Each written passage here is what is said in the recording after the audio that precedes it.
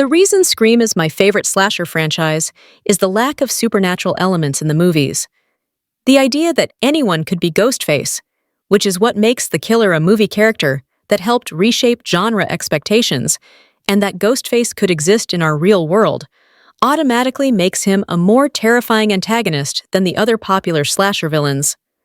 So, when Scream 7 was announced, and we learned soon after that Matthew Lillard would return as Stu Macher, one of the original Ghostfaces, I will admit I became skeptical.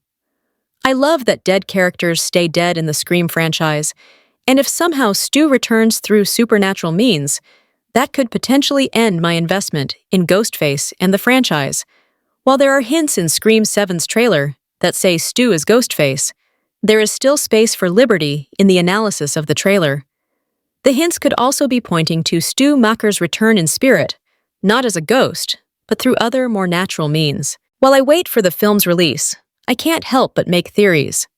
2022's Scream requel did an amazing job of reviving Billy Loomis in the form of Samantha's vision.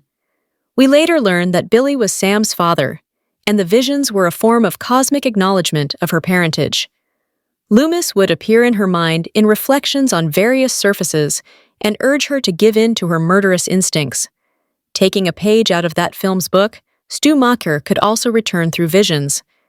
It would, however, be a blatant copy and a shameless attempt on the franchise's part to replace Melissa Barrera after unjustly firing her for calling for a ceasefire in Gaza to just make the new character Stu Macher's child or someone closely related to him. So, the ideal way for Macher to return would be through a copycat killer. They would be an obsessed fan who would develop delusions of grandeur due to their affection for the dead killer. Then, Stu Macher could easily appear in front of their eyes through visions they would get after poring over reports and records for days on end.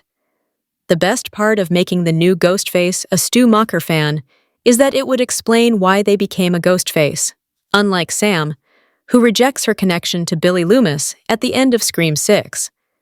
However, if the character adores Macher, then they would want to emulate him, which would prompt them to become Ghostface to pay homage. If the new Ghostface is a crazed Stu Macher fan trying to revive him, that also opens up the possibility of the franchise revisiting some of its most beloved kills. The original Scream movie features some innovative kills by Ghostface that deserve to finally be recreated on the movie's 30th anniversary, which should ideally coincide with Scream 7's release date. For instance, of the many phobias that horror movies have created in me, among the most debilitating is the fear of garage doors developed as a result of watching Scream. Tatum Riley is crushed by a garage door after she gets stuck in the cat flap, and Ghostface pushes the activator, which sends the door to the top.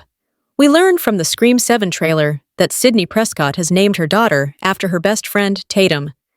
It would be too on the nose to kill her the same way, but I hope Scream 7 will recreate the garage door, hopefully on a different victim, and some of Stu and Billy's other iconic kills as well.